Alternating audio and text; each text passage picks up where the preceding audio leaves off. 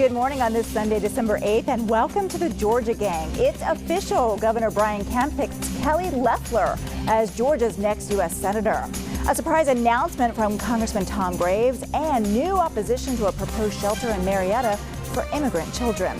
Kathy Woolard is here filling in for Theron. Phil, Janelle, and Alexis are all here. The debate and discussion begin right now. From the Fox 5 studios, the Georgia Gang starts now. To no one's surprise, Governor Brian Kemp announced Kelly Leffler will take the place of the retiring U.S. Senator Johnny Isakson. Leffler admitted she has a lot of work to do to gain the trust of Georgia voters. My name is Kelly Leffler.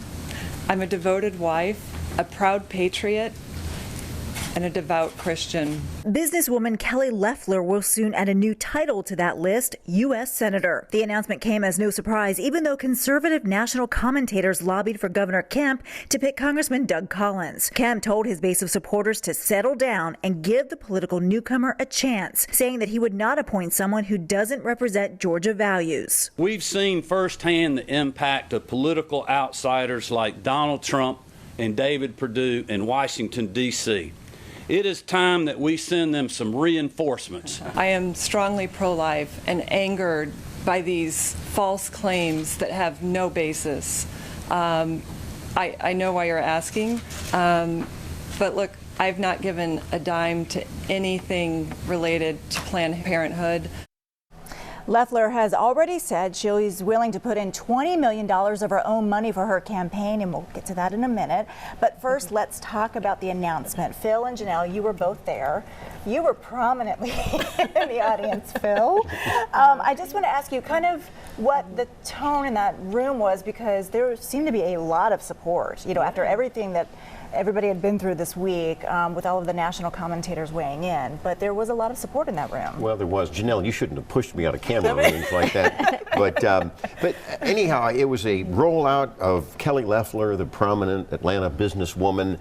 One of the big issues, of course, when Governor Kemp has appointed her to be senator on January 1st, is that she's not well known by the average Georgian, and even Janelle, I think you'd agree, by the GOP base. So just a couple quick points.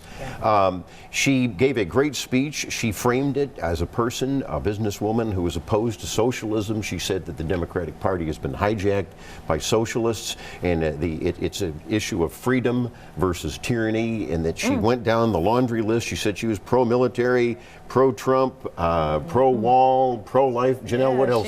She called it all out. I mean, and then one of the things I like to highlight too about her is that she is an example of achieving the American dream. I mean, we can't take that from her. I mean, anyone who was raised on her family farm, to move into the business industry, to break numerous glass ceilings, I think that is a good example. And because of her upbringing and her background, I do think that she can resonate with Metro Atlanta as well as rural Georgia, which is always a positive.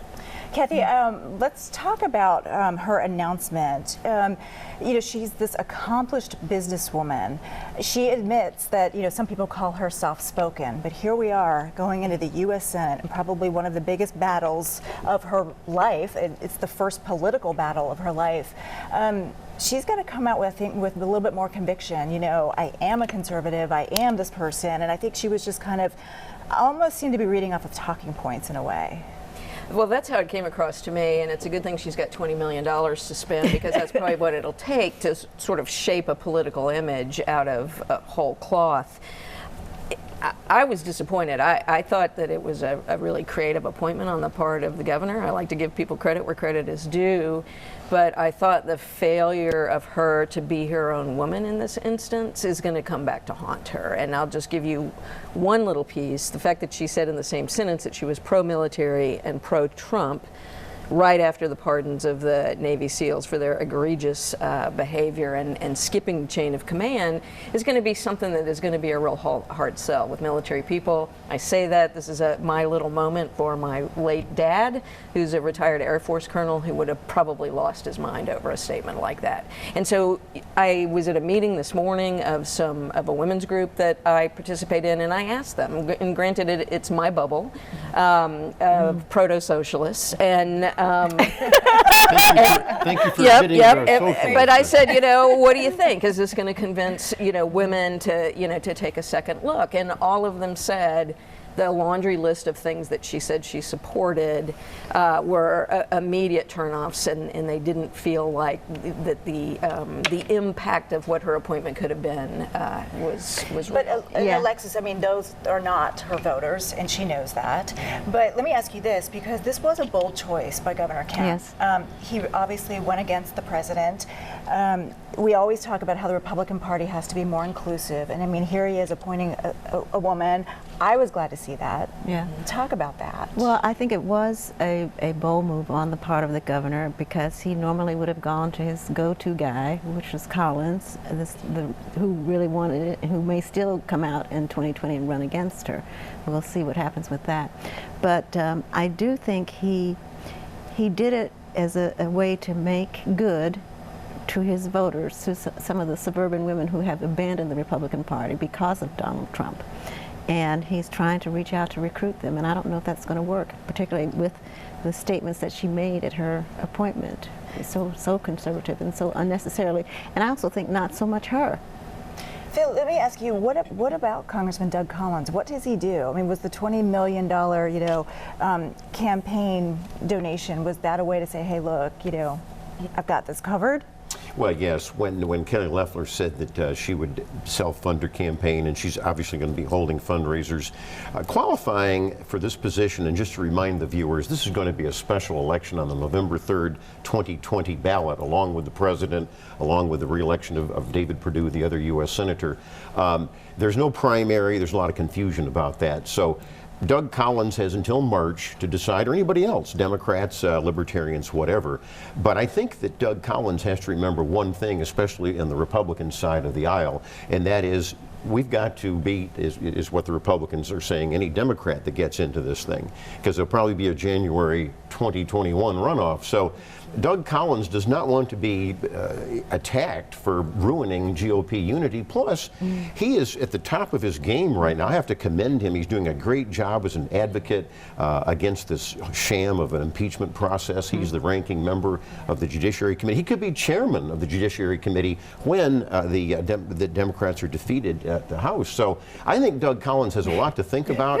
The president has not weighed in. That's good. Yeah, I absolutely want to make a statement on the unity piece. I think it will be a terrible decision, a terrible move for any Republican to jump into a race right now up against the pick of the governor's pick. What we need to do is rally behind the pick. I mean, that's the best thing we can do. And let's just be clear too, all of the fighting and the division will lead to splitting votes.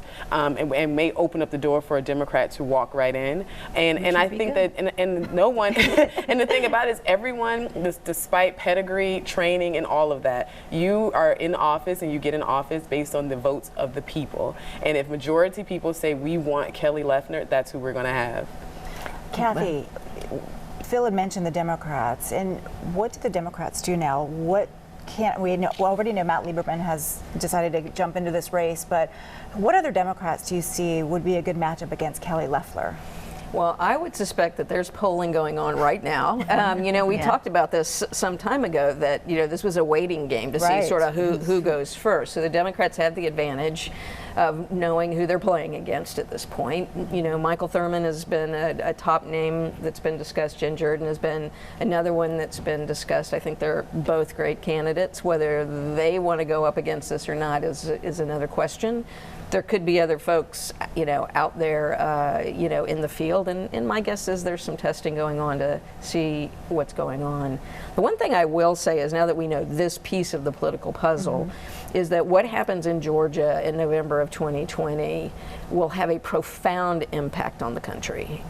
Where Georgia goes in the presidential election will determine the presidential election, I think, particularly if Democrats take it, and with the congressional races that are going on, and the new House races that are happening in the General Assembly. It's profound what's happening in Georgia in 2020. And I think it will be profound what happens to Georgia politics too in November 2020. So we'll be watching and talking about it. All right, well, coming up, Congressman Tom Graves says he won't run for re-election. We'll discuss. Have a question or comment for the Georgia Gang? Email them at georgiagang@foxtv.com. Congressman Tom Graves made a real surprise announcement this week saying he won't run for re-election next year.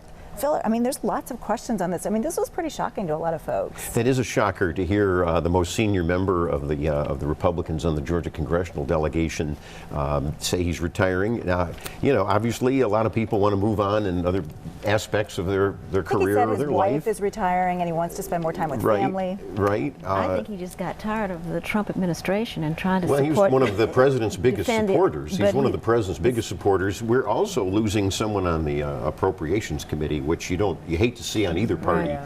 And so I don't really know any more than that. Yeah, well, this is a safe Republican district for sure. Right. Absolutely. I think, you know, I guess, again, being the senior millennial on the table, I feel like this may be a good opportunity to usher in someone different, someone new that's still a hard Republican, and that it shows that the party is still revitalized, going to keep growing and keep going. So while he has done a great job and it's tough shoes to fill, I look forward to seeing who comes in.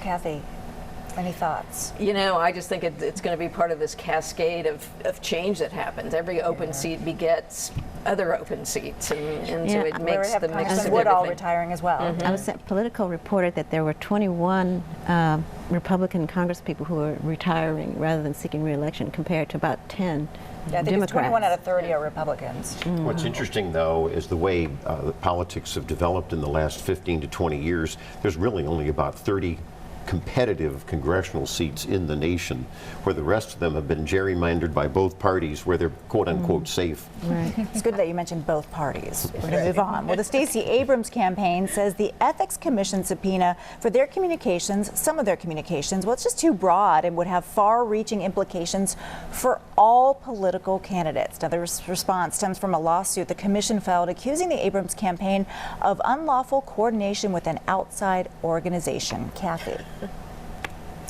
Well, actually, you ran for office. I so. did, yeah. So Phil and I were actually talking about this. You know, one of the things that's frustrating about ethics commissions in Georgia, not just this particular one, is that too much happens way after the fact. And I'm sure we'll talk about it a little bit more. And, you know, what we need is a properly staffed ethics commission that is investigating things as they are happening and stopping them while they're happening in the election.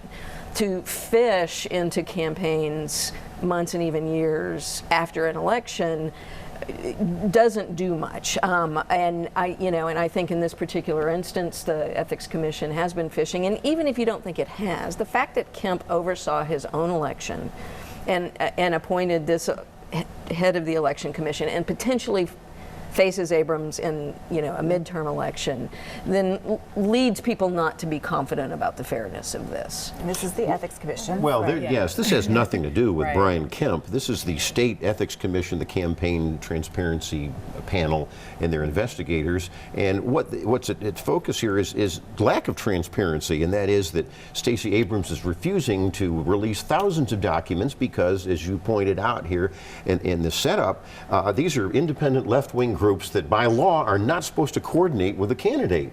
And so it appears the allegation is that these laws have been broken and these left-wing groups were coordinating with the Abrams campaign. Yeah, and let's just be clear, too. I mean, Stacey Abrams is kind of the queen of lawsuits. I mean, during the actual election last year, she filed a number of lawsuits while the campaign was going on against Governor Brian Kemp and then Secretary Kemp. So for her to say that she's upset or frustrated because they are following through with their proper procedures is a little funny to me. But to her defense, they have already acquired thousands of pages of documents that should give them some indication of whether they have something or not, and I don't think they do. I don't think that they've presented any evidence. Want more. Well, they're asking for more. They're asking for more. There may be more that's necessary, which I think is fair.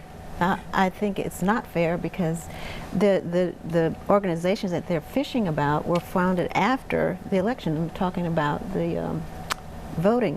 One was rights. and one wasn't. There were So, two independent right. groups. And I will say, I mean, everyone, Kathy, to your point too, everyone seems to be fair game, right? For this ethics commission, it's going after, I think, 62 City of Atlanta politicians. The commission says that they did not properly file their campaign finance reports. And Kathy, we're not just talking about a huge sum of money here. I mean, I think it's about $29,000 in total, but there's a lot of candidates that we know of. I mean, Mary Norwood, former Mayor Kasim Reed, I think Caesar Mitchell is on the list. Is this just kind of sloppy bookkeeping here that we're talking about?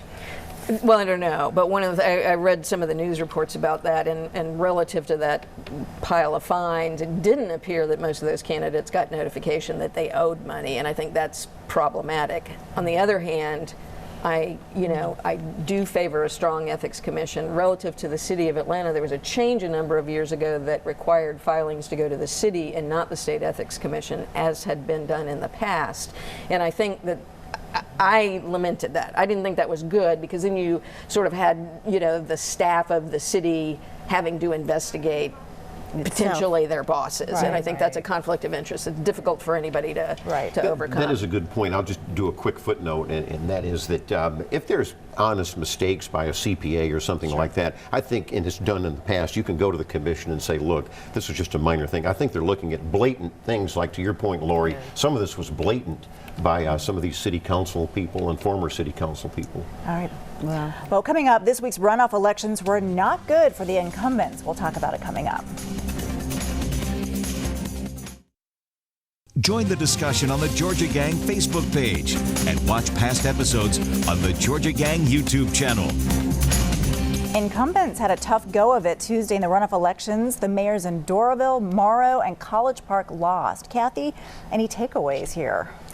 Well, I think if you think about Doraville, Morrow, and College Park, they're all sort of suburban metro Atlanta areas that are experiencing a lot of change, a lot of racial diversity, a lot of younger people moving in. A lot of growth. And a lot of growth. I think you're seeing some generational change going on in these areas. And elections are not for the faint of heart. There's a lot of wind blowing right now, and if I were an incumbent, I'd be quite nervous about it. Says the former city council president. Right. No, she's making some good points. I will say, I am. yes, I will say that Always, you can be right? wrong, though, on some things, because a lot of this, as we all know, is local issues and personalities. I will say this, a shout out to my friend over in Watkinsville, Bob Smith, the former state representative. He won the mayoral race by 2 votes. Wow. So every vote Yes, counts. it does. Yes, it does. Well, critics are coming out against a proposed shelter in Marietta that would house unaccompanied minors who cross the border into the U.S. Opponents are saying the Stone Mountain pastor doesn't have the experience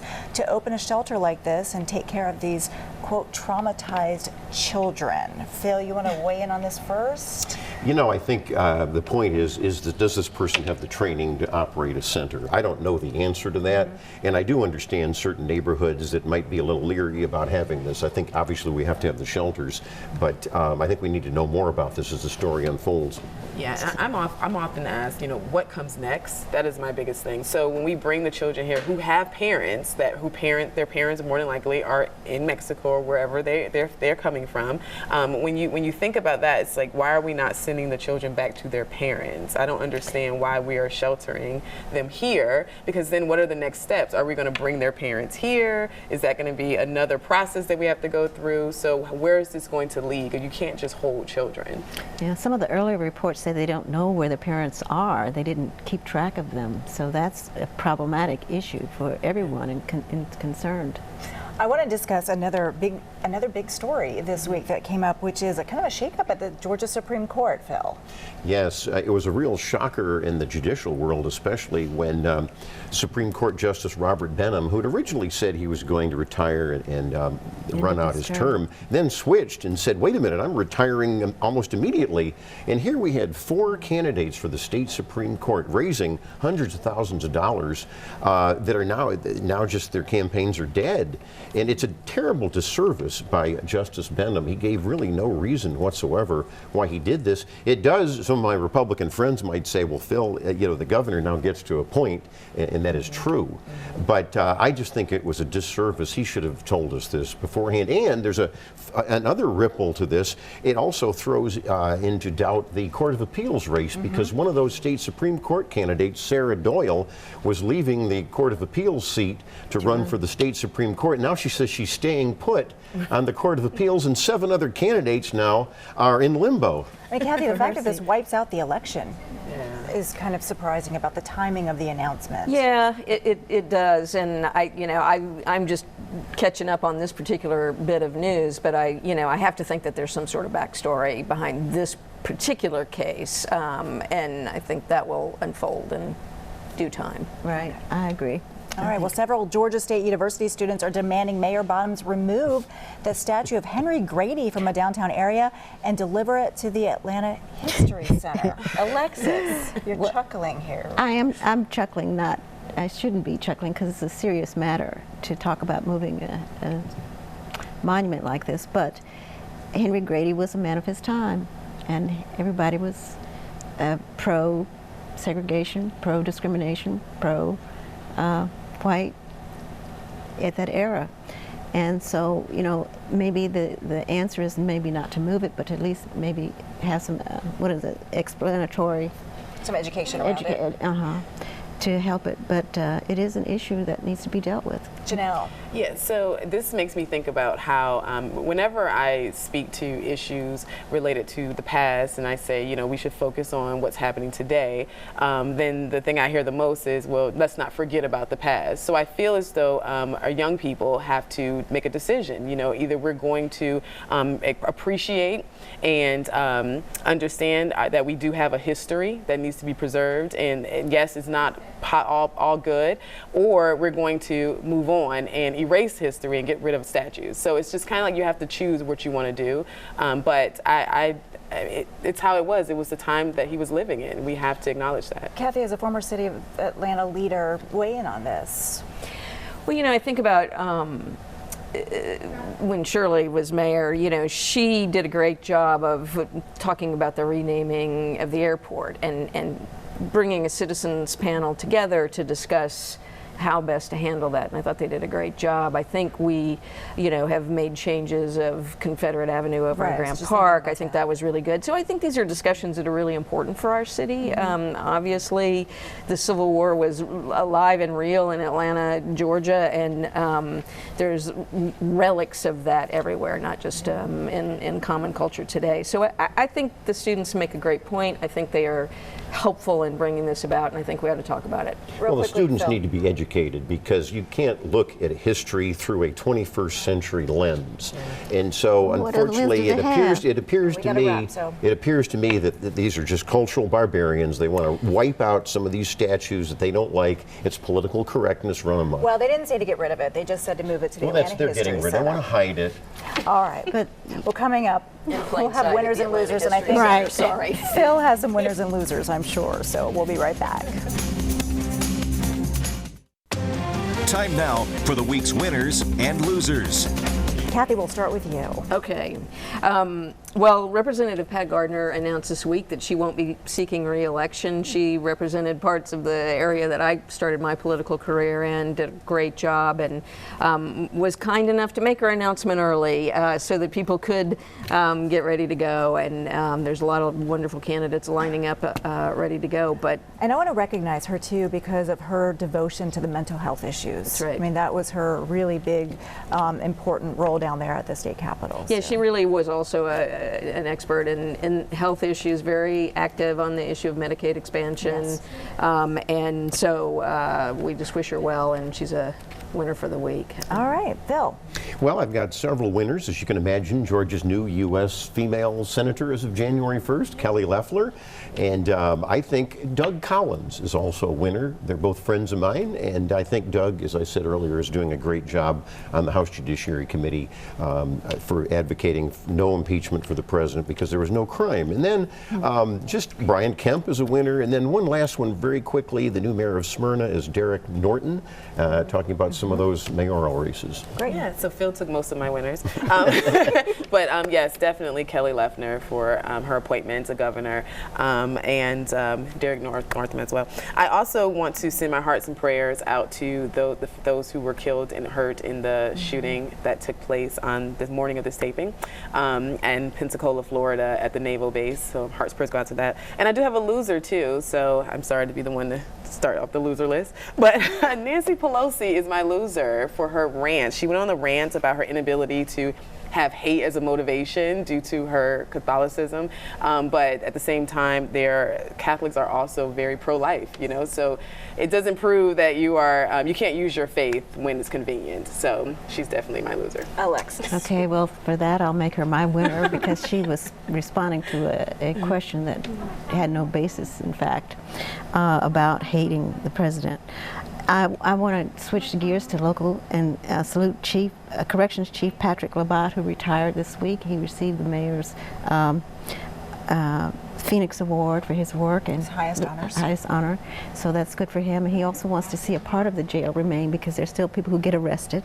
Also, I want to recognize Stacey Abrams. She's a winner. She's signed a deal with CBS to produce a movie about one of her romance novels, so good for her. All right, and I just want to recognize WSB radio reporter Pete Combs, who has just been moved into hospice. Our thoughts and prayers are with you, Pete. We wish you the best. And thank you all so much for watching us this week. We'll see you again next week. Bye-bye. The opinions expressed in this broadcast are those of the panelists appearing in this program.